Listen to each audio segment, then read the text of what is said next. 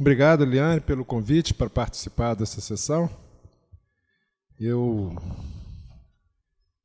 considero o nosso programa aqui, o PPGP, uma das mais importantes iniciativas na área da pós-graduação, tanto porque reúne profissionais que atuam em diferentes contextos institucionais, exercem funções diferentes, são diretores, técnicos de diferentes estados, como também pelo foco que o curso tem no desenvolvimento profissional, ou seja, no desenvolvimento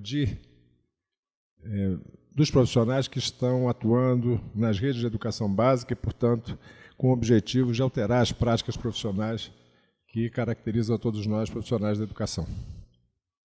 Então, é um programa que tem tido muito êxito, reúne entre 120 e 150 profissionais todo ano, e sejam muito bem-vindos, vocês são a turma que estão entrando agora em 2017. Desejo a todos vocês muito sucesso, que todos vocês tenham uma trajetória enriquecedora e que concluam essa dissertação dentro do prazo, senão a Eliane vai atrás de vocês. E eu tenho certeza que todos vão conseguir atender às exigências do curso com qualidade e fazendo com que todos vocês tenham condições de um exercício profissional mais qualificado, mais rico, mais feliz, porque isso também é importante, né? O trabalho da gente tem muita importância para o nosso estado de humor, né?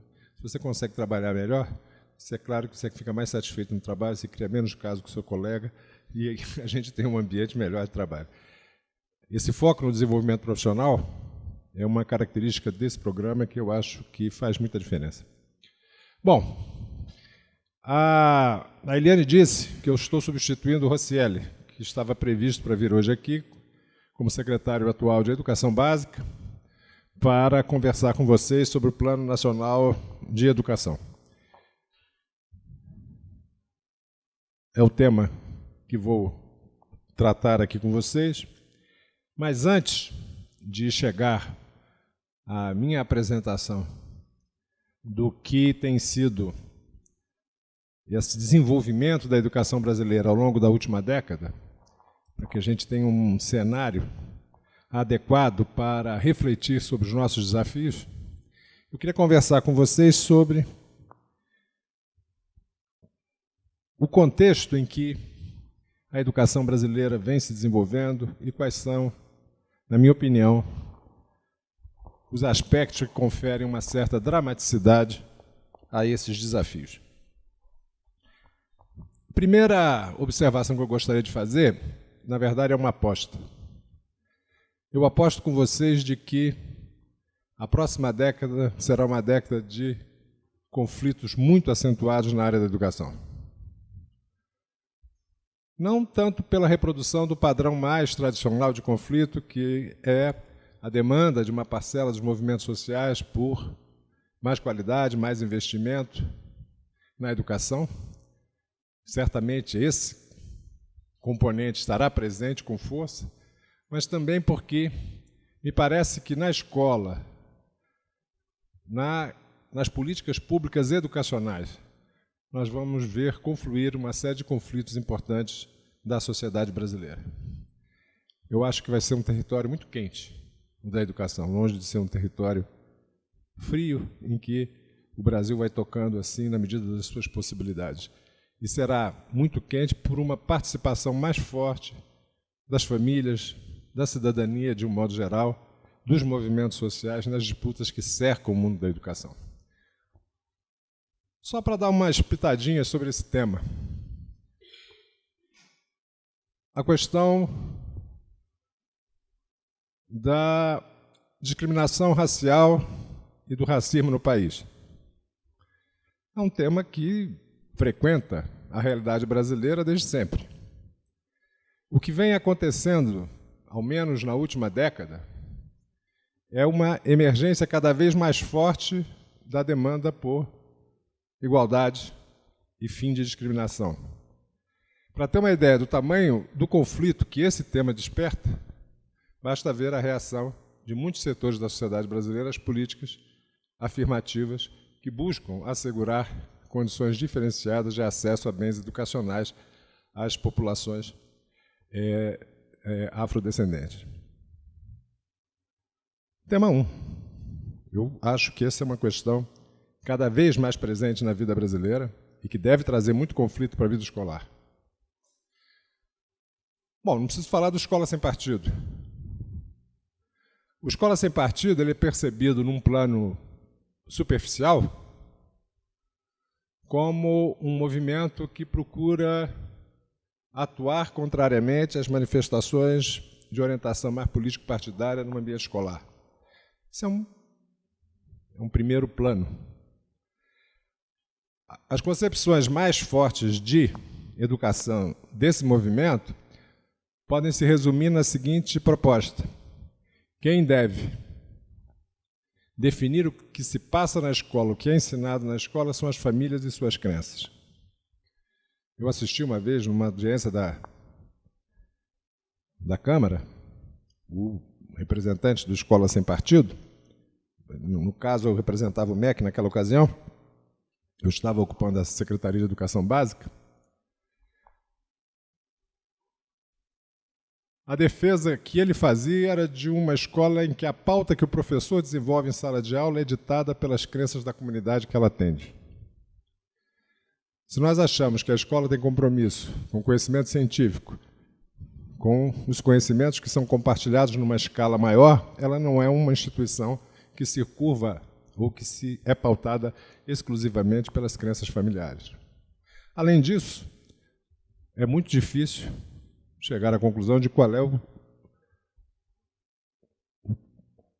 que é comum às crenças das famílias de uma escola, porque até onde eu consigo perceber, as famílias da escola são muito diversas, têm crenças muito diferentes, não têm a mesma religião, não têm as mesmas crenças, se pautam por códigos de conduta diferentes e acreditam em coisas diferentes. A escola deverá ser pautada cada vez mais por princípios de diversidade, por princípios de aceitação das diferenças que estão presentes na nossa sociedade, e esse conflito tende a se tornar cada vez mais presente. Só para dar uma ideia, que esse não é um tema tão recessivo assim, a discussão sobre a Base Nacional Comum Curricular nos Estados Unidos tinha como oposição o equivalente deles da Escola Sem Partido. Há muitas escolas americanas que não ensinam Darwin. Por que não ensinam Darwin? Porque a igreja, alguma igreja, né? Não estou falando da igreja, algumas igrejas cristãs americanas dizem que a evolução das espécies contradiz a ideia de um mundo criado por Deus. É claro que a acomodação entre o conhecimento científico e as crenças religiosas é um tema frequente na história do Ocidente. Uma sociedade mais rica que a nossa, com uma história de escolarização mais forte, a discussão sobre quais são os conhecimentos que devem estar presentes na vida escolar gera muita controvérsia. E as disputas em torno de comportamentos e culturas adquiriram um plano muito relevante naquele contexto, e nesse contexto seguramente também. Citei dois exemplos muito relevantes de conflitos mais acentuados que devem chegar à escola de forma mais intensa. Para não falar dos conflitos que cercam a elaboração dos orçamentos, a alocação de recursos e a busca por condições de oferta mais equânimes para a população brasileira. Nós temos tido muito conflito até aqui no mundo da educação, mas eu acho que foi apenas uma pitada inicial. Vai aumentar, vai chegar na escola não por outras formas mais organizadas, demandando de todos os profissionais da educação uma capacidade de lidar com esse processo cada vez mais intensa. Se eu digo que a educação vai estar no centro do jogo na próxima década, lá os principais conflitos da democratização da sociedade brasileira vão ser disputados, vão se dar na escola, e dei esses exemplos, é porque na escola o drama maior da sociedade brasileira aparece com toda evidência. A situação da educação no país é de um verdadeiro apartheid. E eu não tenho tanta certeza que algumas das medidas recentemente tomadas não virão a aumentar ainda mais essa distância. Só para trazer alguns dados, 40% das crianças da Paraíba continuam analfabetas aos 10 anos. Analfabetas aos 8, com uma alfabetização muito insuficiente aos 10 anos. Esses dados são do Pará, da Paraíba, de Alagoas. O melhor resultado do Nordeste é o do Ceará, com apenas 15% das crianças ainda com dificuldades de leitura aos 8 anos. Uma família de classe média brasileira, as crianças com 6 anos já estão lidando com as letras de forma bastante proficiente para a idade. Essa distância só vem aumentando. Todas as políticas implementadas até aqui para assegurar a alfabetização na idade certa têm tido muito êxito, mas não para diminuir essa distância. Se você olhar os resultados da avaliação da educação básica na última década, você vai encontrar uma parcela da população, inclusive de baixa renda, melhorando o seu domínio da leitura e a população mais pobre no mesmo lugar. Mas no mesmo lugar, eu quero dizer, no mesmo lugar, mesmo. A distância aumenta. Temos uma reforma do ensino médio que traz à discussão da educação brasileira muitos pontos importantes. Integração com a educação profissional, a possibilidade de algum tipo de eleição do estudante, do que ele pretende estudar no ensino médio, não ser obrigado a fazer todas as disciplinas. São temas importantes que a maior parte dos sistemas educacionais do mundo incorporaram. Mas incorporaram definindo previamente qual é a escola de ensino médio que será oferecida para todos. É verdade que o estudante não precisa cumprir o mesmo itinerário formativo em todas as escolas, mas muitos países se cercaram de cuidados para que a escola fosse igual para todos, as escolhas do estudante fossem dele, não da escola. Eu posso estar numa escola que oferece matemática avançada e eu não quero fazer matemática avançada, eu quero fazer história. Mas eu não posso estar numa escola que nunca oferece matemática avançada, porque mesmo que eu queira me preparar para alguma atividade nesta área, eu não tenho esta oportunidade, porque a minha escola é uma escola construída para os pobres e não tem matemática, não tem física, não tem química. Se você não tem uma reforma do ensino médio que traga a diversificação dos itinerários formativos com preocupação com a equidade, nós vamos ter muito problema. Mais um ponto do meu diagnóstico, da minha aposta, que as taxas de conflito no mundo da educação vão subir. A ocupação de escolas no Rio de Janeiro e em vários outros lugares tem elementos de efervescência juvenil episódica, mas tem um elemento permanente ali. A intenção de que os jovens sejam tratados com respeito e que sejam oferecidas oportunidades reais de aprendizagem. Só para trazer o tema do ensino médio, para mostrar como essa questão é uma questão muito relevante, quem inventou a escola de ensino médio que hoje se discute no mundo inteiro foi nos Estados Unidos.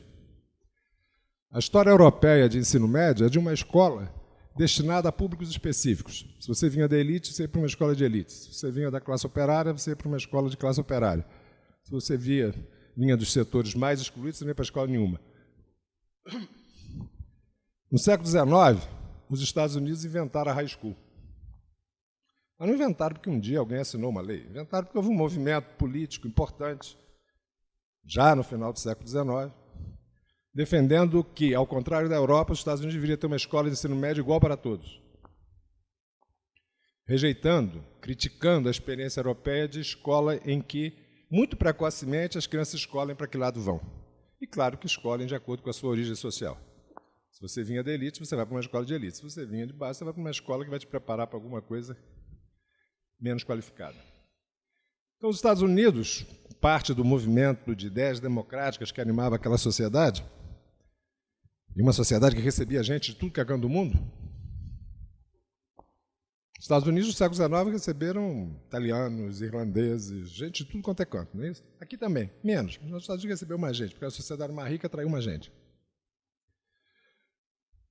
A educação teve um papel imenso para fazer com que todo mundo aprendesse inglês, se sentisse parte da mesma sociedade, como dizem os filmes pró-americanos, compartilhasse o sonho americano. A escola teve um importante papel nisso. E aqueles que defendiam uma escola de ensino médio igual para todos, defendiam com base na ideia de que você só pertence efetivamente a uma sociedade em que, desde o início, a sua socialização se faz compartilhando experiências com pessoas diferentes. Era preciso que a experiência da escola fosse uma experiência de mistura, de convivência com os diferentes. Essa defesa de uma escola igual para todos, que recebe todo mundo de uma comunidade, está na origem das nossas cenas de filme, né, em que as pessoas jogam para cima aquele chapeuzinho na formatura do ensino médio.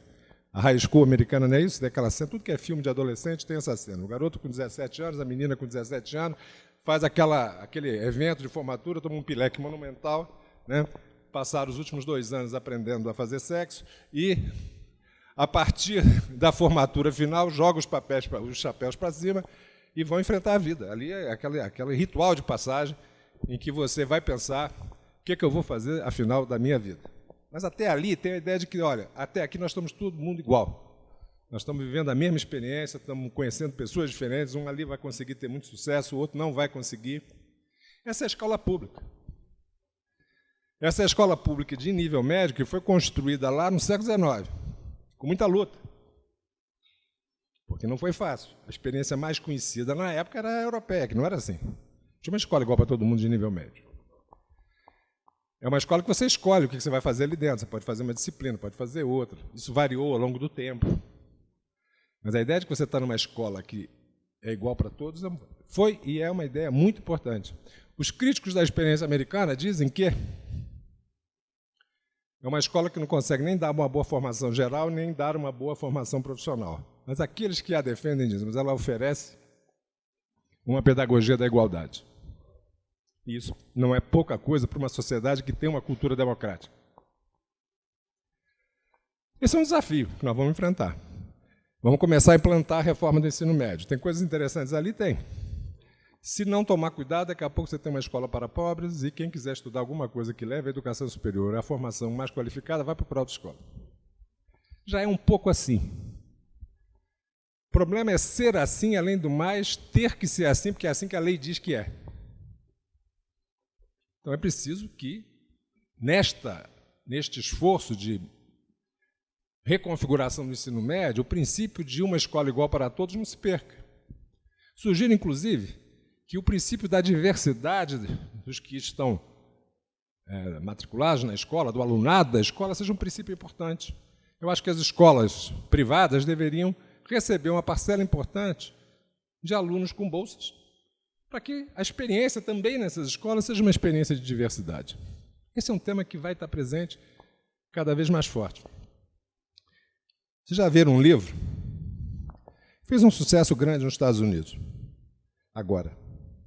Chama-se Our Kids, Nossas Crianças. O que ele relata? Com muitos casos.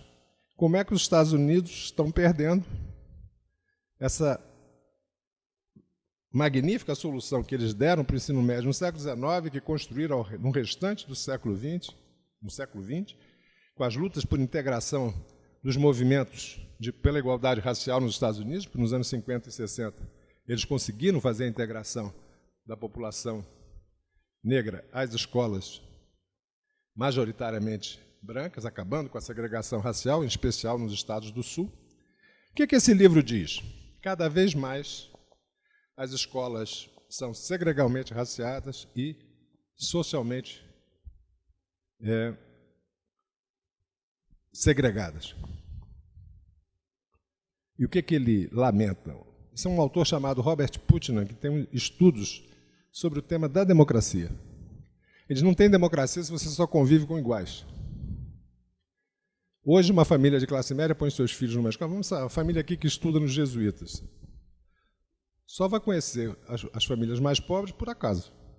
Porque ele vai de uma casa para outra, né? Vai a uma festa no fim de semana num lugar, e não convive com pessoas que têm outra cultura, que têm outras experiências de vida. Esse livro fez um imenso sucesso porque ele está discutindo isso nos Estados Unidos. Assim, o sucesso da sociedade norte-americana se deveu àquela escola de ensino médio. É isso que ele está dizendo. Aquela escola de ensino médio que foi construída no século XIX fez com que essa sociedade fosse mais produtiva e fosse mais democrática, que as pessoas não se sentissem diferentes umas das outras. Hoje, nos Estados Unidos, eles estão discutindo que está com um problema. Está havendo muita segregação. Está aumentando. Os mais pobres nos Estados Unidos não compartilham experiências com as famílias de classe média mais. É denúncia dele. Aqui é muito mais grave. Nas grandes cidades, então, se você pegar da classe média, eu não sei dizer qual é o padrão de renda, mas eu desconfio que acima de R$5.000 de renda familiar não está mais na escola pública, nas grandes cidades. E como não tem ingresso maciço de crianças mais pobres nas escolas privadas, o fato é que essas experiências de socialização inicial nas famílias acabam tendo a escola como um lugar muito homogêneo.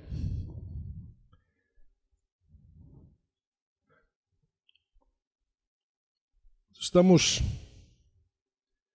trazendo elementos nessa conversa para situar o tamanho do problema que nós temos pela frente. As estatísticas, as metas do Plano Nacional de Educação, elas têm a ver com um cenário que, na minha opinião, repito, é de muito conflito, de muita luta política no mundo da educação.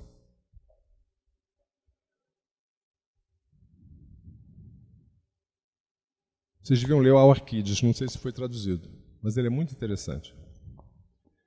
As experiências ali relatadas, vocês que trabalham nas redes de educação básica vão encontrar paralelo o tempo todo.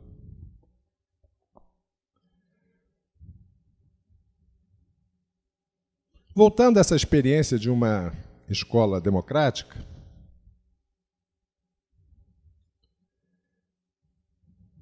eu me lembro de uma série de debates havidos ao longo de 2015 sobre a construção de políticas de apoio à alfabetização, da Base Nacional Comum, em que um tema permanente era qual o ideário democrático que nos anima.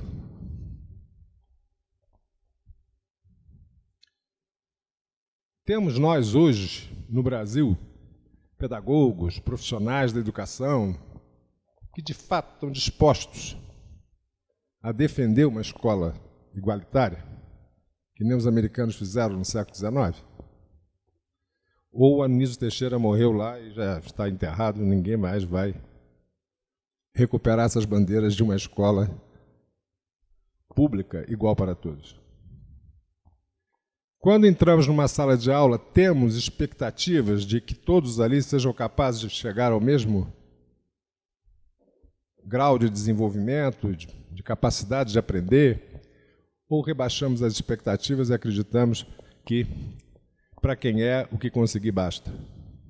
Eu já vi isso em muitas escolas. Família mais pobre, né? Tem muita chance. Todas as metas e objetivos da educação não vão ser alcançados apenas com competência técnica, que é uma parte importante. O professor saber o que está fazendo, o gestor saber o que está fazendo, que é o que a gente estuda aqui. Mas é preciso também ter ideias democráticas. Se o sujeito exerce a sua profissão acreditando que não vai dar certo porque a criança vem de uma família pobre, ou porque o pai é analfabeto e a mãe é analfabeta, esquece que o jogo democrático foi perdido aí. Nós só vamos conseguir fazer aquilo que as metas do PNE propõem se nós, de fato, formos reformadores sociais. Se nós acreditarmos que é possível mudar a experiência das nossas crianças, não só levando a um aprendizagem mais efetivo, mas levando a um compartilhamento de valores mais democráticos, mais igualitários e, com isso, também conseguindo fazer com que as escolas sejam menos segregadas do que são aqui hoje. Eu acho que daqui a um pouco, as elites do Brasil só vão conhecer as famílias mais pobres brasileiras pelo cinema, porque conhecer mesmo, conversar cada vez menos. Tudo isso também precisa encontrar amparo, não só na ideia de um ideário democrático, um reconhecimento de que nós vivemos uma situação dramatizada de desigualdade, mas também em um entendimento mais consistente sobre o que é a educação como bem público. A gente diz para todo lado que a educação é um bem público. Isso quer dizer o quê? Isso quer dizer duas coisas. Primeiro, que todo mundo tem direito a ela, e o Estado deve assegurar condições de acesso. E segundo, quer dizer que não é apenas o indivíduo que é educado que se beneficia da educação, a sociedade toda se beneficia. Daí tem esse elemento compulsório na educação, ela é obrigatória.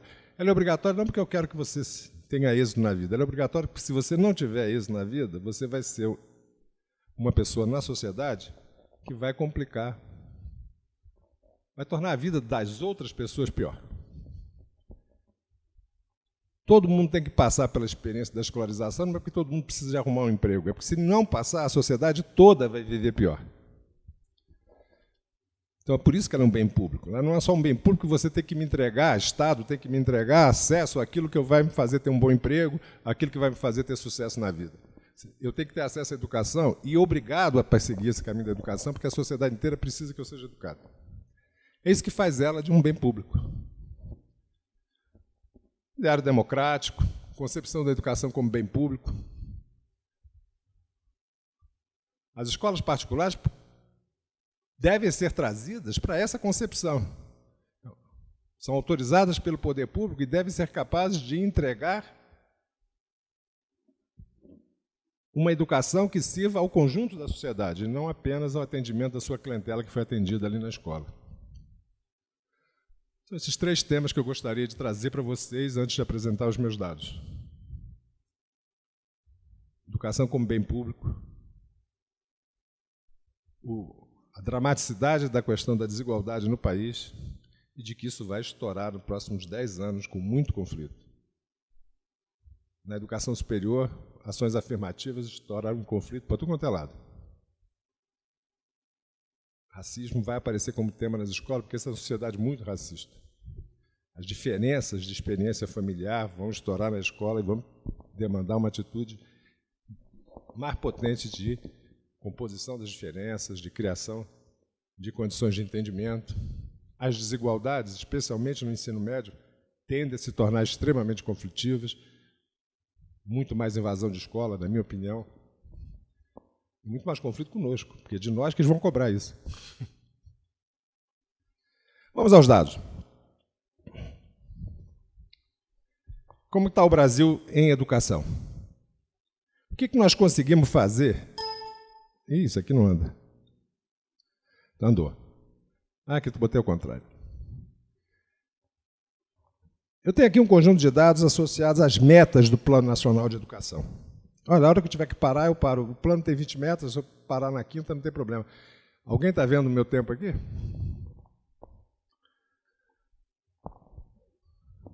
Opa! Hã? Ah, é? Então vamos lá. Vamos começar com a escolaridade. Eu estava conversando antes aqui que os americanos começaram a pensar em ensino médio para todos no século XIX.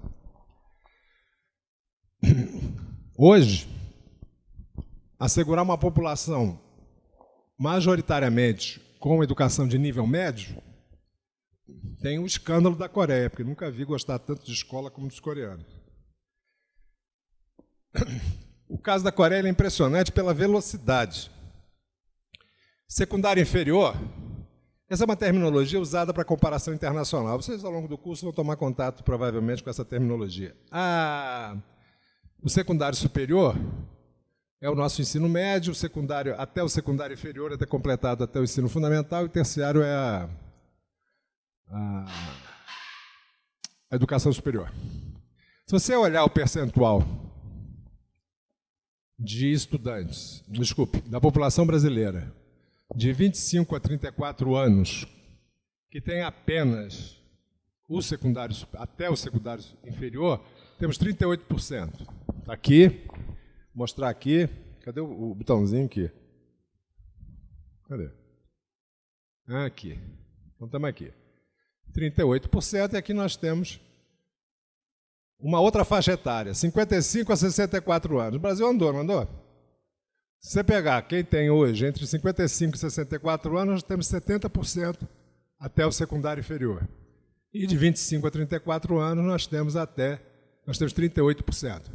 Avançamos mais do que o México e andamos bastante, talvez tanto quanto o Chile, mas com o resultado ainda inferior de escolaridade da população. Os Estados Unidos têm apenas 10% da população com apenas o secundário inferior, ou seja, eles conseguiram, de fato, levar a high school para todo mundo.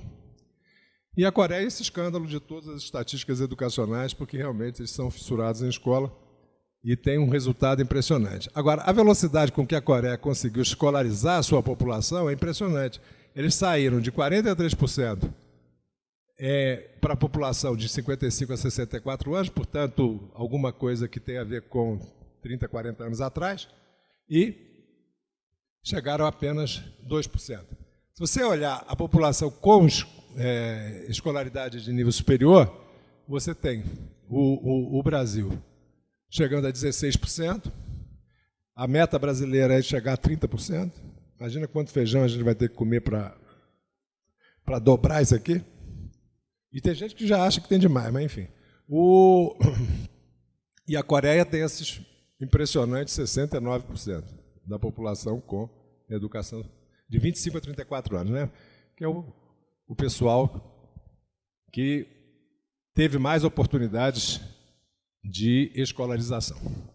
Mas essa aqui é uma experiência da Coreia do Sul. Não vale dizer que, para as pessoas levarem a sério os destinos do país, precisam sofrer imensas atrocidades de guerra, né? Porque essa é a história da Coreia.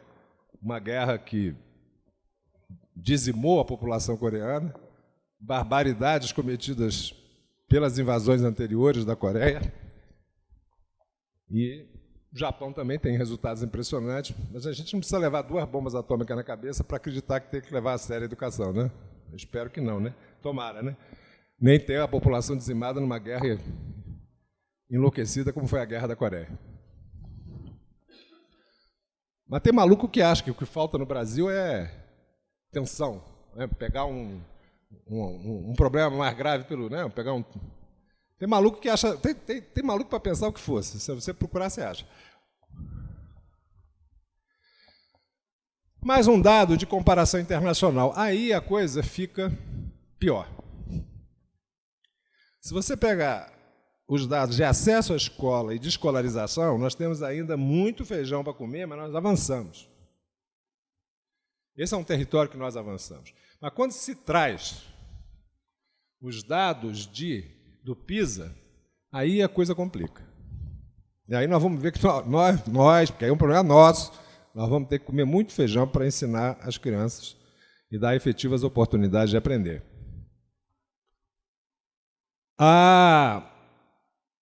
O Brasil, os resultados do PISA são classificados em níveis, são 6 níveis. Nos níveis mais altos, o Brasil conseguiu, nas últimas avaliações do PISA, o PISA é um programa internacional de avaliação, você já deve ter ouvido falar. Ele faz avaliações na área de leitura, matemática e ciências. Nas últimas aplicações do PISA, o Brasil conseguiu apenas 2% dos seus alunos nos níveis mais altos em ao menos uma área. E 44% permaneceram no nível mais baixo em todas as áreas. Eu espero que ninguém saia defendendo a guerra, porque o Vietnã está muito bem.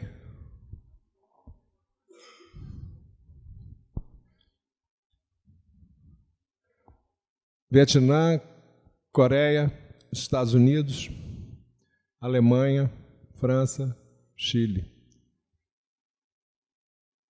A diminuição do número de estudantes que não conseguiram aprender muita coisa em ciência, em matemática e no desenvolvimento da leitura, das habilidades da leitura, isso é uma tarefa fundamental da educação. No caso específico da avaliação da educação científica, o Brasil teve resultados muito baixos. A nossa capacidade de ensinar ciências é muito limitada. E esses dados aqui mostram que países pobres são capazes de mobilizar a sociedade e criar condições de aprendizagem melhores. Não precisamos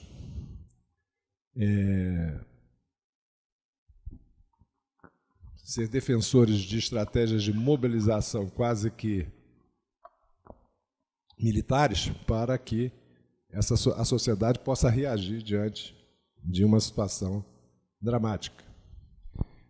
Os resultados do PISA, eles mostram que o nosso desafio para ter uma população com uma educação científica necessária para que a quantidade de pessoas que trabalham na indústria, que trabalham nos serviços, que demandam uma capacidade de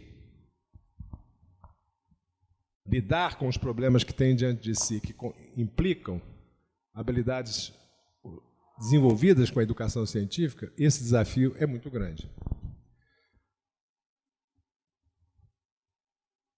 Um desafio para a universidade. Nós devemos formar aqui 5 professores de física por ano, se tanto. Precisa ter uma reforma na formação de professores, trazendo para a universidade as pessoas que de fato querem ser professoras. Existem. Não são poucas, mas elas precisam ser trazidas para a universidade. Com o padrão de recrutamento que você tem hoje para as licenciaturas, nós não vamos ter êxito. Como eu disse, tudo isso depende de uma mobilização em favor de um cenário mais equitativo, mais igualitário na educação brasileira. Bom, primeira meta do Plano Nacional de Educação: elevar a escolaridade média da população. Quer dizer, a primeira meta não do plano, da minha exposição. É a meta da 8. Elevar a escolaridade média da população para 12 anos. Esse é um quadro do que conseguiu o Brasil fazer em uma década. De 2004 a 2013. Teríamos passado de uma escolaridade média de 8,3 para 9,8 anos, subindo 1 ano e meio na escolaridade média da população com idade entre 18 e 29 anos. Ainda estamos bastante distantes da meta de uma escolaridade média de 12 anos. Se você tiver uma participação importante da educação superior, e é claro, vai ter que alterar a faixa etária para a qual você está observando a escolaridade média, você deverá almejar chegar a uma escolaridade média superior a 15 ou em torno de 15 anos para a população com mais de 25 a 34 anos, que é normalmente essa faixa etária para a qual se analisa a escolaridade, incluindo aqueles que deveriam ou que já poderiam ter concluído a educação superior.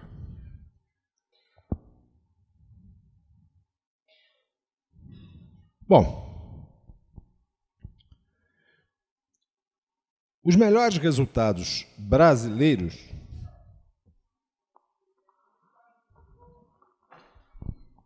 Por favor, a gente está transmitindo pela Rádio SEAD, então, se não falar no microfone... Não...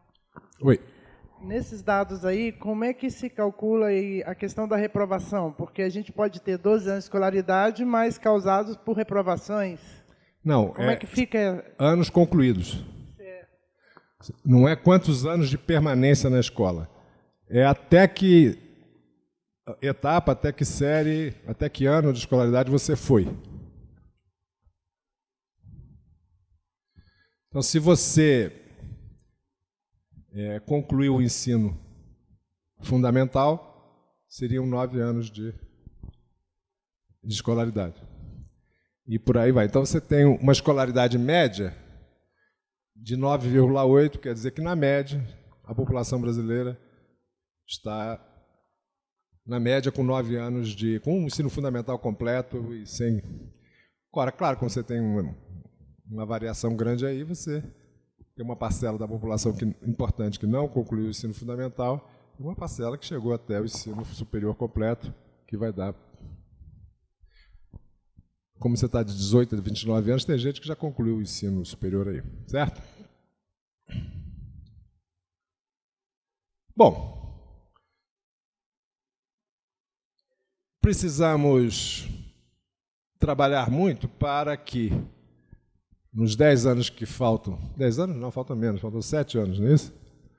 Para a conclusão, para a realização das metas do PNEDA, essa meta especial ela foi projetada para 2024, precisamos comer um bocadinho de feijão para chegar lá. Bom, onde é que nós temos melhores realizações? No acesso. Isso é uma coisa que o Brasil conseguiu avançar bastante, de forma inequívoca. Na década de 90, em especial, foi o acesso ao ensino fundamental. Então, se vocês olharem aqui, vocês vão ver que, no ensino fundamental, nós começamos essa década com 96,1% da população com idade entre 6 e 14 anos frequentando a escola. Essa foi uma realização dos anos 90. O Brasil avançou muito no acesso à escola nos anos 90. Essa foi a mais importante realização do período Fernando Henrique. Acesso à escola. Especialmente nas regiões mais pobres do país, esse resultado foi alcançado. Passar de 96,1% para 98,4% implicou muito investimento. Porque são as populações de mais difícil acesso, porque são populações rurais. Você levar a escola a alguns rincões do país em que poucos serviços, poucas políticas públicas conseguem ter acesso. E passar de 98,4%, aí mesmo que é um trabalho fino, de chegar naquele pequeno vilarejo em que não tem educação. No norte, por exemplo, os desafios são muito grandes, levar a educação para comunidades muito pequenas, distribuídas num território muito longo, muito extenso. Mas o Brasil avançou muito nisso. Hoje você tem apenas essas pequenas populações mais isoladas com dificuldade de acesso à escola. Onde que nós temos problemas? Na educação infantil. Nós avançamos. Nós passamos de 61,5% das crianças de 4 e 5 anos na pré-escola para 81,4%. Considerando que algum avanço foi feito de lá para cá, se deve ter aproximadamente 15% das crianças ainda sem acesso à educação infantil.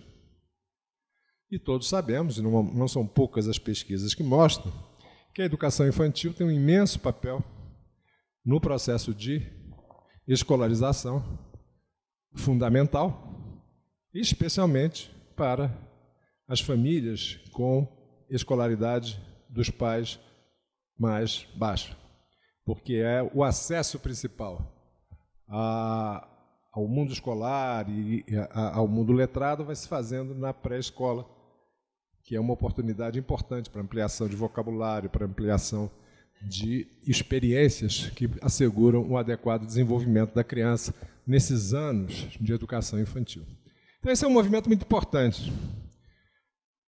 Avançamos bastante, mas ainda falta um investimento adicional para a universalização. Oi.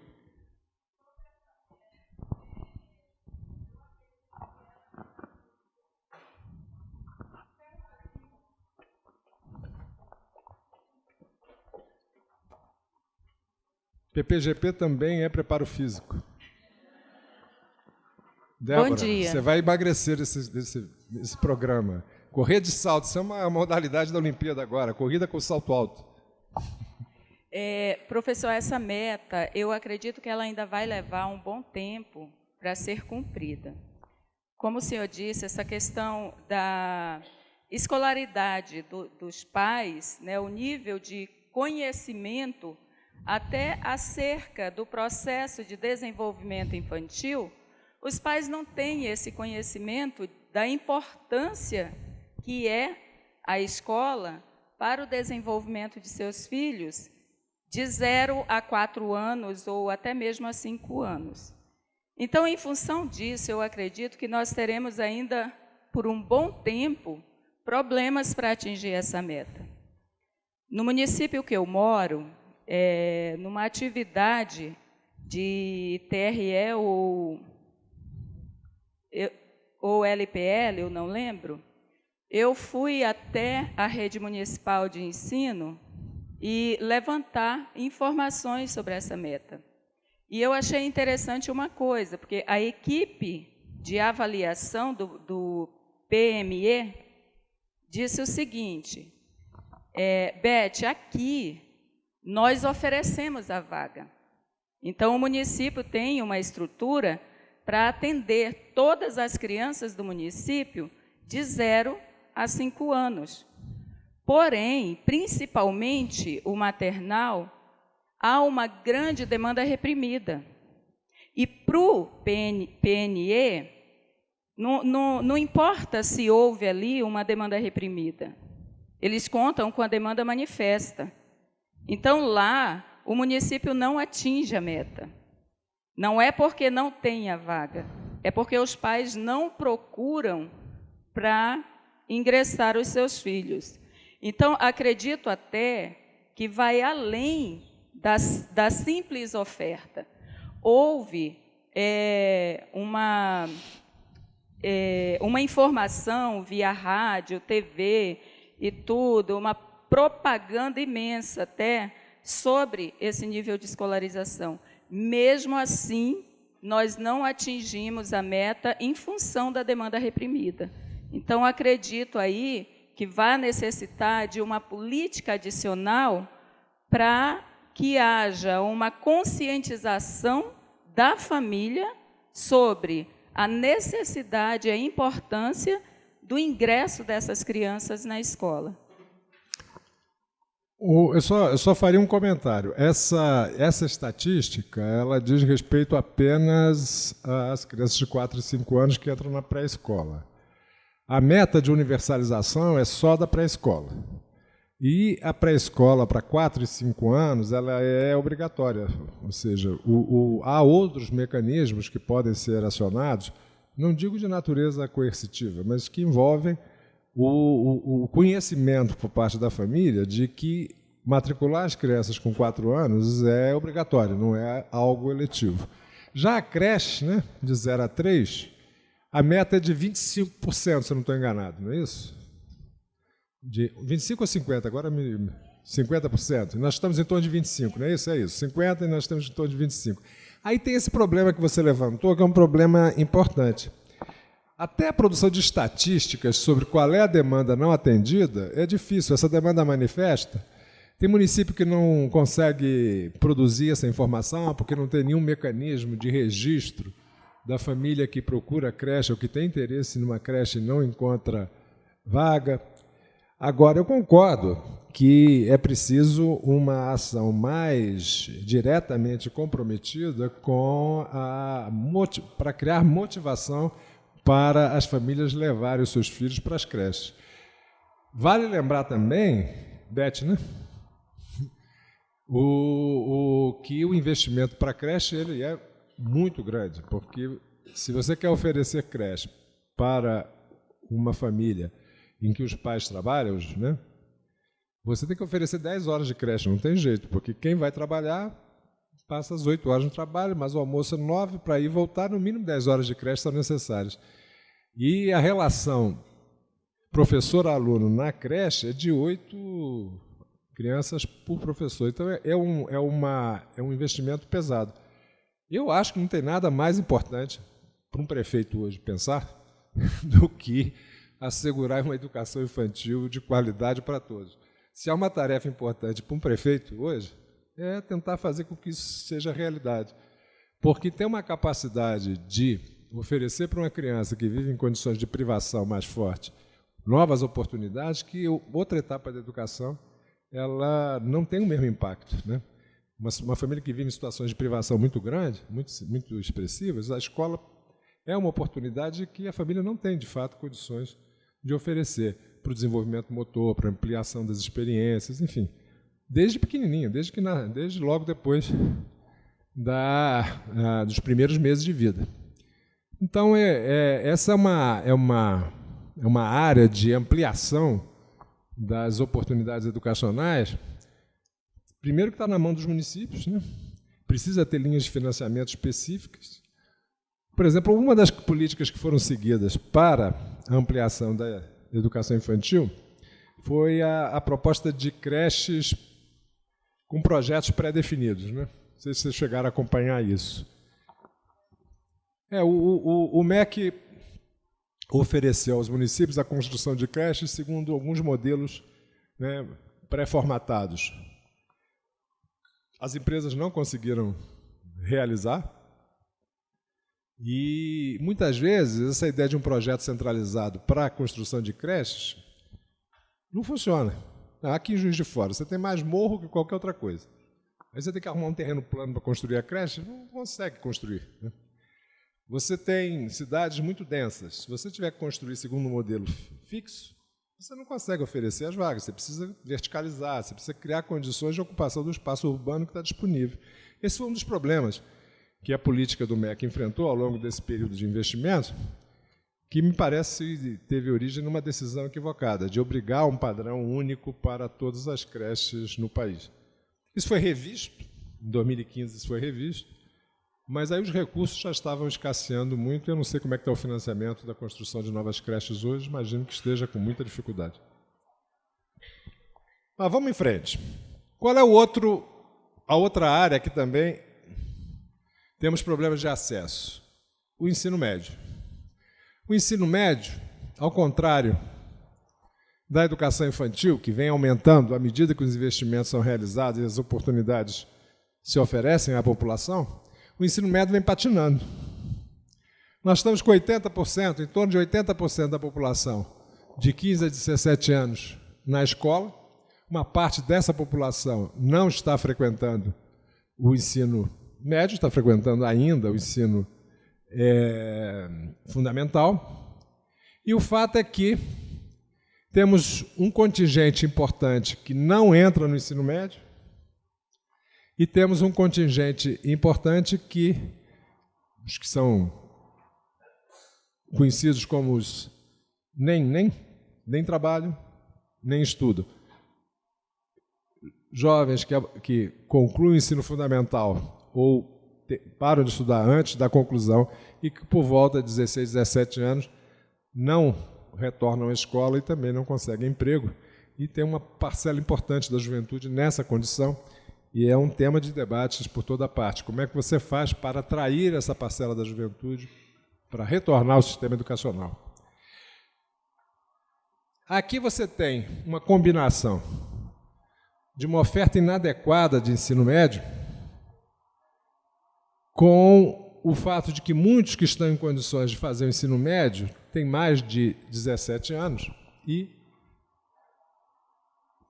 torna-se mais oneroso, mais difícil estudar à noite, ensino médio oferecido à noite, torna-se mais difícil.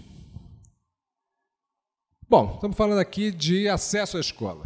Se você fala de escolaridade da população, você precisa assegurar acesso à escola e, até os 17 anos, a escola é obrigatória e, quando você chega à faixa de 15 a 17 anos, você já tem 15% da juventude fora da escola. Vamos a um outro conjunto de indicadores. Essas são as metas do PNE de universalização da educação infantil, universalização do ensino fundamental e universalização da educação de ensino médio para 15 e 17 anos. Todas as crianças até 17 anos na escola.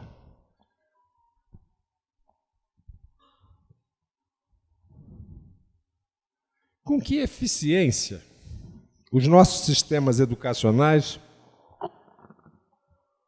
oferecem essas oportunidades de educação. Um indicador que dá uma informação muito interessante sobre o assunto é esse. Qual é o percentual das crianças de 16 anos? Eu chamo tudo de criança, porque esse negócio de falar crianças, adolescentes, está muito chato, é uma criança. Das crianças de 16 anos com o ensino fundamental concluído. Se ele não tem reprovações, entrou direitinho ali, por volta de 14, no máximo 15 anos, ele está se formando. Então, tem uma folga aí até 16 para acomodar um ingresso tardio ou uma reprovação. Então, quantos com 16 anos concluíram o ensino fundamental? O Plano Nacional de Educação tem uma meta de 95%. Essa é uma meta de eficiência.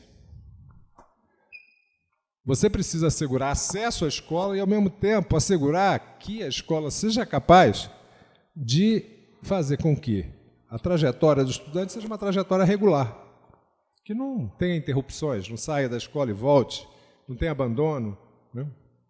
Então, esse é um objetivo do país. Não é só a escola que tem que assegurar isso, outros serviços são importantes para assegurar essas condições.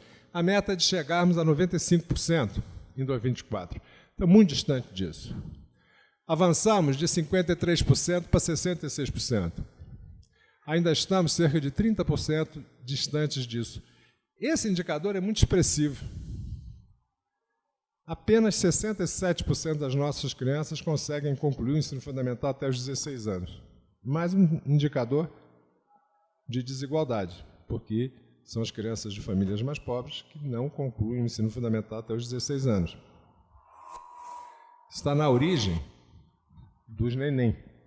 Neném é que nem trabalha, nem estuda com 17, 18 anos. São esses que não concluíram o ensino fundamental, são candidatos à interrupção da experiência escolar.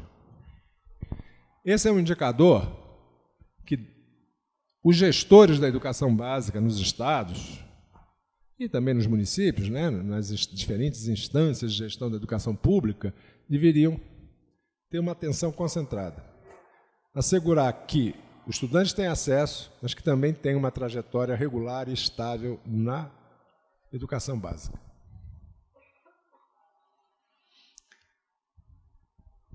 Essa é a meta mais bonita do PNE, eu acho. Mas todo mundo devia entender essa meta. E é a mais difícil. Essa é muito difícil. Assegurar uma taxa de escolarização líquida no ensino médio de 85%. Ou seja, quem tem entre 15 e 17 anos, 85% está cursando o ensino médio. Nós estamos com 55%. Para que isso aconteça, o ensino fundamental precisa terminar na idade certa, para que com 15 a 17 anos ele esteja no ensino médio. Essa meta de taxa de escolarização líquida, ela é uma meta que sintetiza todas as ambições do Plano Nacional de Educação. Que todo mundo chegue na escola, que todo mundo consiga fazer o ensino fundamental em 9 anos e que consiga chegar com 15, 16, 17 anos no ensino médio. Hoje nós estamos bem distantes disso, estamos só com metade, com 55% de taxa de escolarização líquida.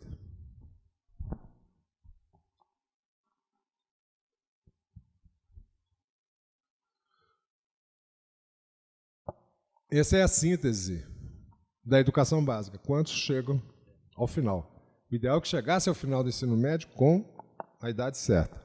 Professor, oi. Uma pergunta.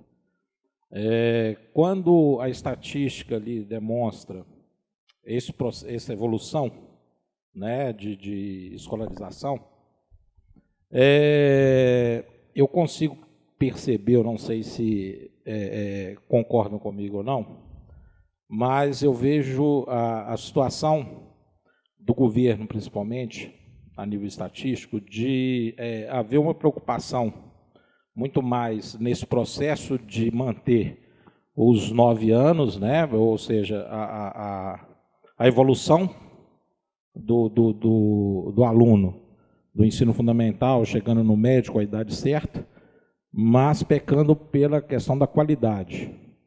Ou seja, o processo de aprovação continuada, ele não faz com que a qualidade caia, ou seja, com que nível esse aluno vai chegar no ensino médio, com que nível de ensino, com que nível de escolaridade. É uma preocupação que eu tenho, né? Eu vejo isso muito dentro das políticas educacionais, que há um processo de políticas de governo, que é um processo de evolução continuada, mas sem uma preocupação com a qualidade. Como que fica isso dentro desse dado estatístico? Os indicadores educacionais brasileiros trabalham com essa intenção de combinar dois objetivos ao mesmo tempo, que é o objetivo. O que é uma boa educação? Mudando a abordagem, é você conseguir fazer o percurso educacional no tempo certo e alcançar os resultados de aprendizagem previstos para aquele percurso. Quando é que você pode chegar e dizer que você tem uma educação básica brasileira de qualidade? Quando você assegurar que os jovens consigam ter concluído o ensino médio com 17, 18 anos, em sua grande maioria, e que tenham chegado a esse resultado com um razoável alcance dos objetivos de aprendizagem das referências curriculares. É isso? Isso é uma educação de qualidade. Você aprendeu e não demorou muito mais tempo do que a educação básica prevê para chegar naquele resultado. Se você prevê 12 anos de ensino fundamental e ensino médio, que seja em 12 anos, ou máximo 13 anos, por algum tipo de atraso que tenha sofrido, um percalço que tenha sofrido no meio do caminho, e que você chegue com o aprendizado necessário. Os principais indicadores trabalham com essa perspectiva. O IDEB, que vocês certamente vão tomar contato no curso, já tomaram na vida profissional, é uma combinação desses dois indicadores. Um indicador de rendimento, que trabalha com as taxas de aprovação, e o outro com os resultados alcançados na Prova Brasil, que são os indicadores de desempenho. Então, eu acho que há um razoável entendimento de que as duas coisas têm que acontecer juntos, e que você só pode falar de qualidade se você chega a um bom resultado no tempo certo. Então, eu acho que isso daí é uma questão bem resolvida nos indicadores, no tratamento até das estatísticas educacionais. O problema é como é que se lida na escola com os obstáculos que os estudantes encontram para alcançar os objetivos de aprendizagem defendidos ou procurados pela escola. Há um monte de evidências mostrando que reprovação não ajuda em nada. O que não significa você não responsabilizar em algum grau o estudante e a família na busca dos resultados. A responsabilidade principal é da escola mesmo, mas também depende. Alguma responsabilidade também cabe ao próprio estudante.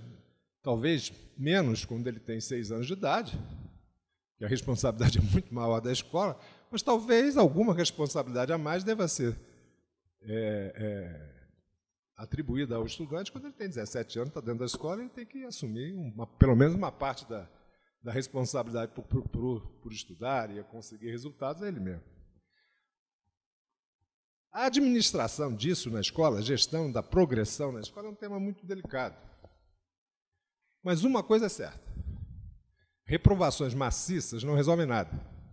Ao contrário, tiram as crianças da escola. Crianças aí entendendo até os 18 anos de idade.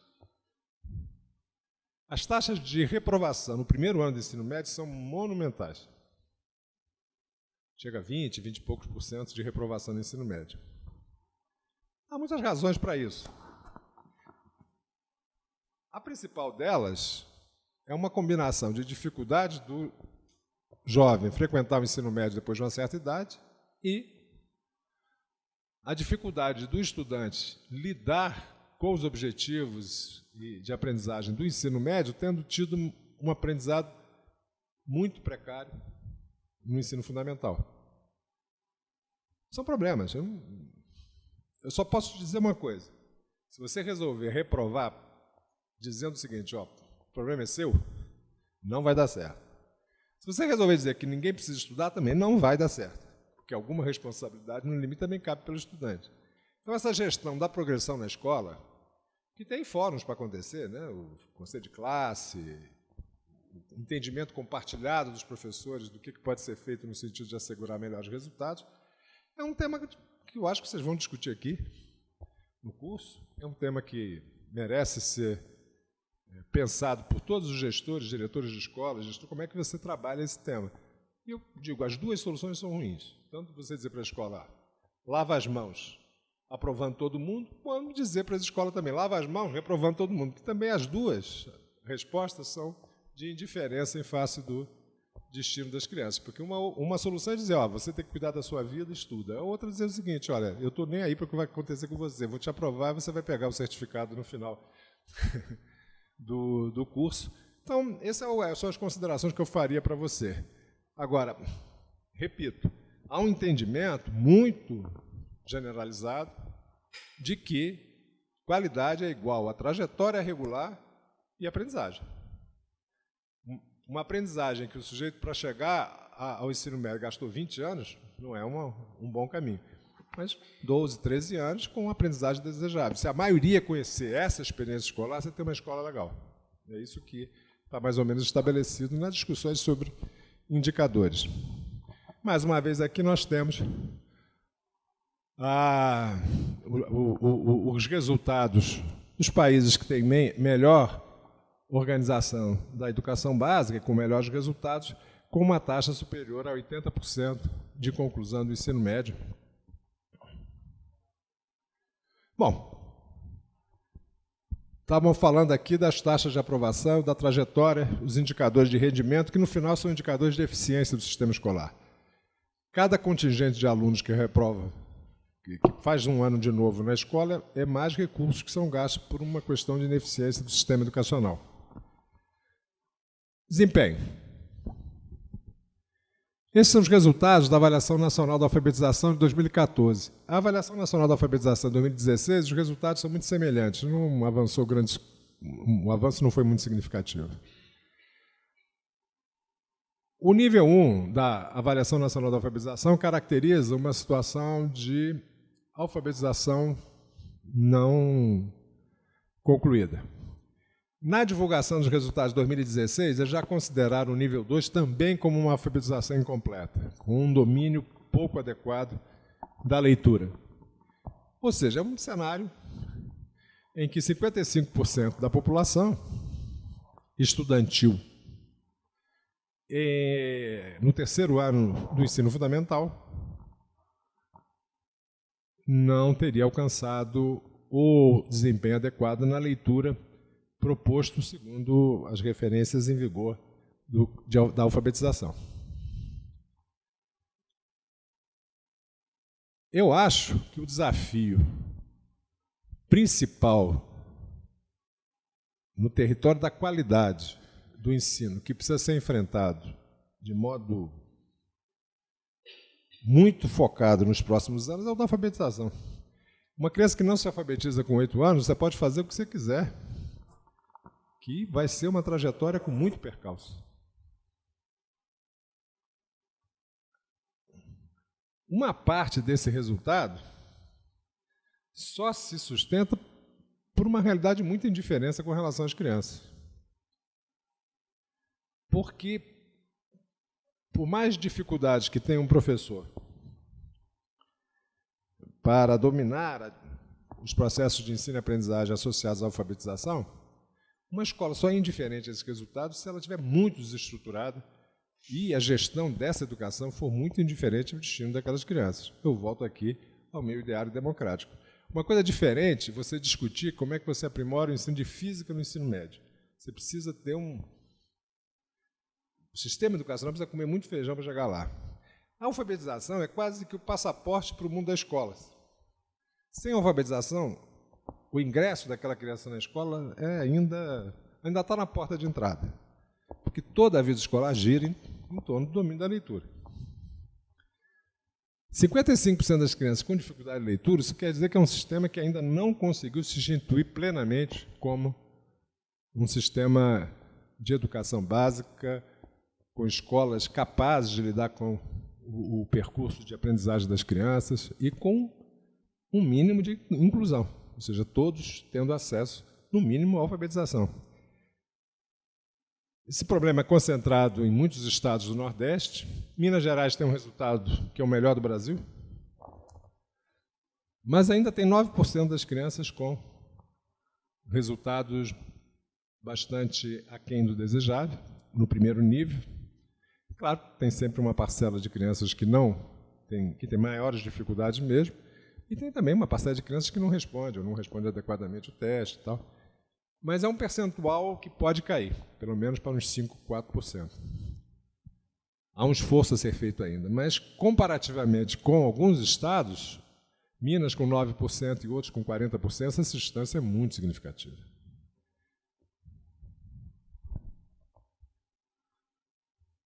A Isolda, lá no Ceará, que o Ceará tem 15% só, é o melhor resultado do Ceará. Ela diz uma coisa, isso aí tem que ser uma obsessão. Não pode parar de falar no assunto, tem que repetir o assunto, em todas as reuniões, em todos os lugares, para todas as famílias, para todas as escolas. A alfabetização é algo absolutamente essencial. Bom, esses são os melhores resultados que o país tem, combinando rendimento e desempenho, combinando o tema da reprovação com o tema do aprendizado. O país conseguiu melhorar bastante nos anos iniciais do ensino fundamental. Mas, como eu dizia desde o início, esse resultado foi alcançado com uma parcela importante das escolas melhorando muito e uma parcela dos alunos não avançando nada. A distância aumentou. Há dados de desempenho por nível socioeconômico que mostram que o quintil mais pobre da população estudantil continua tendo um desempenho muito baixo. Isso é uma realidade também muito frequente no território das políticas públicas. Quando você coloca recursos à disposição para que certas metas sejam alcançadas, quem está em melhores condições de se apropriar dos recursos se beneficiam mais. Vocês devem ter experiência disso na área de gestão de vocês. São as escolas mais mobilizadas que acabam conseguindo mais recursos. E, normalmente, aquelas menos mobilizadas são aquelas que precisam mais. Mas, como não se move, não tem acesso aos recursos. Um dos problemas de todos os idealizadores de políticas públicas que procuram trazer, no caso nosso, as escolas com maior dificuldade, é porque elas também costumam ser as escolas menos mobilizadas. Então, esse é um fenômeno conhecido de toda a área de estudos de políticas públicas. Quando um esforço é feito no sentido de colocar recursos para alguma finalidade, quem está em posição melhor acaba conseguindo se apropriar de mais recursos do que aqueles que mais precisavam. Esse é um problema que vocês vão estudar, porque essa é uma questão importante de quem persegue políticas públicas. Então, isso aqui nós temos um IDEB que saiu de 3,8 e chegou a 6. 6 é a meta do IDEB para 2021. Nós estamos com 5,2, a meta é chegar até 6, nós temos o melhor resultado, estamos a 0,8 pontos, ou pelo menos estávamos em 2013, eu acho que isso avançou um pouquinho, ou ficou em torno de 5,2, mas é o melhor resultado. Ou seja, as políticas para a alfabetização, as políticas de apoio às escolas que atuam nos anos iniciais obtiveram maior êxito do que nas demais etapas da educação básica. Esse avanço foi muito importante, não é pequeno. Agora, repito, não alcançou igualmente a todos os estratos da população. Os anos finais, como vocês podem observar, na minha opinião, os anos finais do ensino fundamental são aquele período, aquela etapa da educação básica, aquela fase, né, da educação básica, em que você não tem nenhuma política específica para trabalhar com os anos finais. E vocês podem observar que já em 2013, o IDEB ficou abaixo da meta de 4,4. E o objetivo de chegar a 5,5 em 2021 está sob risco. Isso quer dizer que houve melhoras... Professor, Oi. deixa eu incomodar um pouquinho. Bom dia, meu nome é Wender, eu sou gestor escolar aqui na rede estadual. Na tela anterior, o microfone demorou a chegar, por isso que eu demorei a perguntar. A questão dos anos iniciais. Com a nova Base Nacional Comum Curricular, colocaram lá que o aluno vai ter que estar alfabetizado ao final do 2º ano de escolaridade, diminuindo em 1 ano isso aí. Pelo visto, a Receita estava dando certo. O que o senhor acha dessa mudança aí, dessa redução de 1 ano? Olha, esse resultado que é projetado para o IDEB 6 2021, ele lida com os resultados no 5º ano, não é isso? Lida com as taxas de aprovação no 1º, 2º, 3º, 4º e 5º e os resultados observados no 5º ano. Eu acho que a alfabetização com 8 anos de idade no 3º ano vai continuar sendo a meta da maior parte das redes. O Ceará tem meta de 7 anos. O Espírito Santo tem meta de alfabetização de 7 anos.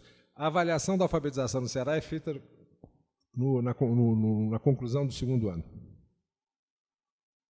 Aqui em Minas sempre foi o 3º ano. ProAlfa é uma avaliação do 3º ano. Nos estados que estão em situação mais difícil na alfabetização, dizer que vai alfabetizar até os 7 anos, quando não estão conseguindo alfabetizar até os 8, tende a ser uma aposta que pode ser até interessante para estimular as escolas a investirem mais recursos, né, nos 2 primeiros anos, mas eu acho muito pouco provável que o esforço de alfabetização não vá se continuar no 3º ano. Tanto isso é assim que uma das iniciativas importantes das redes tem sido trabalhar no 3º ano para que as crianças que não conseguiram se alfabetizar nos 2 primeiros anos continuem sendo, enfim, participando de um trabalho cujo foco é a alfabetização. E não considerar que a alfabetização já deveria ter sido alcançada nos 2 primeiros anos e que dali para frente nós vamos continuar fazendo de conta que as crianças já estão alfabetizadas. Então, independente do que diz a Base Nacional Comum Curricular, a primeira proposta da base, da qual eu participei, ela estava nos 3 anos. Depois ela foi para o 2º ano. Há razões para essa proposta. Eu preferiria uma base nacional mais colada com a experiência da educação atual do que uma base muito ambiciosa e que acaba se descolando da experiência escolar. Então, a construção de propostas curriculares é sempre um compromisso com aquilo que se deseja, com aquilo que é mais realista. É uma solução de compromisso. Se você aposta demais em metas mais... Você pode até dizer que o mundo inteiro é assim, mas aqui não é, então é difícil você... É uma solução de compromisso. O papel, como se sabe, aceita tudo, né? Você escrever é fácil. Então, eu preferiria uma solução que mantivesse essa meta de 8 anos e, numa primeira revisão, se fosse o caso, isso fosse alterado. Até porque uma base curricular ela não é só um documento elaborado por especialistas, ela é um compromisso dos profissionais da educação. E, na medida que há essa intenção de firmar um compromisso, você tem que fechar um acordo com mais participação e com mais próxima à realidade que os profissionais enfrentam na escola. Ensino médio é o mesmo cenário, um pouco agravado dos anos finais. Ele vem com resultados muito estagnados, ou seja, com muito pouca perspectiva de melhora. Há uma série de estados que apostam no ensino médio integral, com tempo integral e uma educação com uma proposta de educação mais integral, que vai além do trabalho com os componentes curriculares obrigatórios. Há alguns resultados interessantes, mas a realidade é que o ensino médio é um setor É uma etapa da educação básica com resultados bastante aquém dos desejáveis. Bom, esses são os principais indicadores e metas do PNE. Metas de acesso à educação, universalização, metas de eficiência, formar-se, concluir na idade certa, e metas de desempenho. Aprender, desenvolver os conhecimentos propostos pelos currículos da educação básica. Bom, um último indicador também muito importante, tem uma piadinha que todo mundo faz com o Plano Nacional de Educação, que tem 19 metas, que todas elas dependem da 20ª, ou seja, dinheiro. As 19 metas são muito interessantes, mas se você não assegurar a 20ª, que é a meta de investimento na educação, evidentemente que você não vai chegar aos resultados pretendidos. Aqui, nós temos alguma comparação no gasto total anual por estudante, são dados de 2013, publicados pela OCDE em 2016, quanto se gasta por estudante no Brasil e em outros países. Nós temos, no Brasil, um gasto muito elevado nas universidades, em especial porque esse é um dado só sobre instituições públicas, portanto, são especialmente as universidades federais, e esse é o comparativo entre os países. O gasto do Brasil na educação primária é um gasto compatível com o Chile e bem inferior ao que se gasta na Coreia, na Europa e nos Estados Unidos.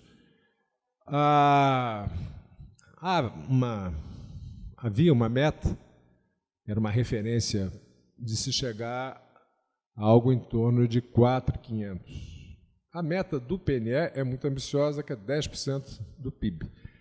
Há muitos que dizem que estabelecer como meta de investimento percentual do PIB é uma maneira também de não cumprir, porque se fosse a lei, tivesse que estabelecer alguma meta, ela estabeleceria com relação à participação da educação no orçamento federal e nos orçamentos, dos diferentes entes federados. Porque o PIB, evidentemente, não é parte, não é legislável pelo Congresso Nacional. Se você quer legislar a alocação de recursos para a educação, você tem que fazer com que seja uma imposição associada à elaboração e execução dos orçamentos. Bom, enquanto está no PIB e não passa para o orçamento, não resolveu o problema. A meta esse é um outro tema, enfim, isso é uma discussão sobre o financiamento, o quanto precisamos ampliar na alocação de recursos para a educação. E aqui eu trouxe para finalizar um dado sobre formação de professores. Já que a gente gosta de falar da eficiência da educação básica, quantos alunos conseguem concluir a educação básica, vamos falar um pouco da eficiência da educação superior. E aí, as nossas universidades, incluindo a nossa aqui, vivem uma situação dramática, porque ela não consegue formar as pessoas. Se as escolas de educação básica tivessem o mesmo desempenho das universidades federais, já tinham sido atacadas há muito tempo. Tudo. A licenciatura em Física, ela é praticamente, quase que exclusivamente oferecida por universidades públicas. As universidades particulares não oferecem. Nem Física, nem Química. Biologia tem alguma coisa, por conta dos professores de ciências, né? Que normalmente vem de uma licenciatura de Filosofia, pelo menos a oferta maior é de Biologia. A licenciatura em Ciências tem menos cursos, e Matemática, a participação do setor privado também é modesta. O setor privado oferece vagas em pedagogia, alguma coisa de letras. Matemática tem menos. Mas em ciências a oferta é pública. Agora, nós estamos com problemas severos na área de formação. Nós conseguimos trazer para os cursos de matemática, 28 mil por ano. Olha lá. mas apenas 30% concluem.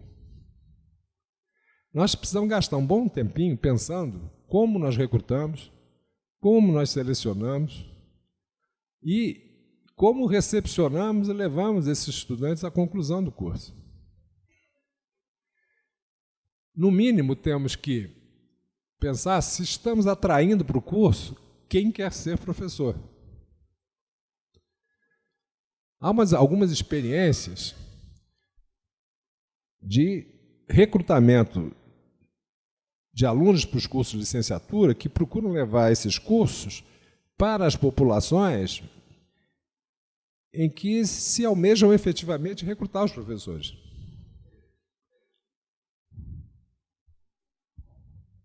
Há muita discussão sobre a atratividade da carreira. De fato, salários mais altos tendem a atrair mais gente para a carreira. Mas você hoje tem profissões que, com dados, se comprova que as oportunidades no mercado de trabalho são escassas e não remuneram tão bem, com mais atratividade do que a formação docente. Algum esforço precisa ser feito para trazer, motivar jovens concluintes da educação básica para o ingresso nessa carreira, construindo uma trajetória que vá desde o recrutamento no ensino médio até o ingresso e admissão, quer dizer, o ingresso e os primeiros anos de experiência na profissão docente. Construir um caminho mais previsível, mais controlado, para que esse jovem consiga sair do ensino médio e entrar no emprego na rede. Hoje, a realidade está muito longe disso. Ele entra num curso que não foi feito para ele, que muitas vezes combina bacharelado com licenciatura. Ele não quer fazer o bacharelado de física, ele não gosta dos professores de física, ele quer ser professor porque ele acha que isso é alguma coisa que ele consegue fazer na vida. Então você precisa construir um curso para ele, para esse candidato, para essa candidata.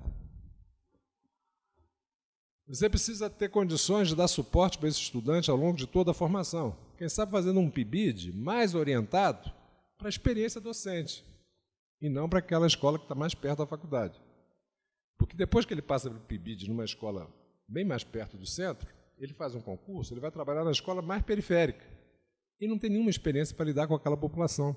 Quem sabe se no início do PIBID ele já podia ter tido essa experiência para pensar melhor se essa vocação é real, porque não é uma profissão fácil. O Exame Nacional de Admissão na carreira docente foi uma proposta muitas vezes discutida, mas os exames para o ingresso na carreira não podem ser episódicos. Quem quer ser professor precisa ter uma visão de quando é que esse concurso vai ter e o que é que eu tenho que fazer para conseguir ter acesso a esse emprego. Se você construir um acesso à carreira docente mais liso, mais previsível, em que um jovem, mesmo que tenha feito o ensino médio que ainda não foi o melhor possível, que ele consiga se animar com essa perspectiva. E ter apoio para isso, para entrar no curso, um curso que sabe quem é ele e o que ele precisa de apoio. Uma experiência de bolsa que leve ele a ter um ingresso nesse mundo escolar brasileiro mais apoiado. Senão não vamos sair dessas estatísticas. 30% na matemática, 39% nas ciências, 20% na física. Tem 9 mil pessoas que em algum momento se interessaram. Tem vaga. Se a gente conseguir diminuir, eu fiz uma conta, se você reduzir para 65%, na verdade não é reduzir, subir para 65% a taxa de conclusão do curso e conseguir chegar a 65% de ingresso na carreira docente dos que se formaram, você ter perdas de 35% em cada passagem, você não precisa ter mais problemas de professores de física no país. Claro, tem problemas de distribuição geográfica, mas as vagas existentes no setor público dão conta. Química, 31. São cursos que as universidades públicas oferecem, mas não conseguem reter os seus alunos, não conseguem tornar essa experiência atrativa, e os programas que concedem bolsas e procuram apoiar essa trajetória de formação docente também não estão conseguindo fazer com que essa experiência seja uma experiência que é a formação muito longa. Demoram muito para terminar, a Eliane está trazendo esse dado aqui, que ela trabalha na área de formação de professores. Enfim, é uma área importante. E já que a gente discute a eficiência da escola básica, precisamos discutir também a eficiência da educação superior. Bom, meus amigos, eu agradeço muito a paciência de vocês. Espero que vocês tenham um curso magnífico, que vocês lidem com todos esses números, né? Muito bem. Ali está o Fajardo, está lá. O Fajardo está lá, vai trabalhar com vocês com avaliação e indicadores. Ele trabalha comigo aqui no CAED. Agradeço o convite, agradeço a Eliane, agradeço a presença de todos vocês aqui. Até a próxima.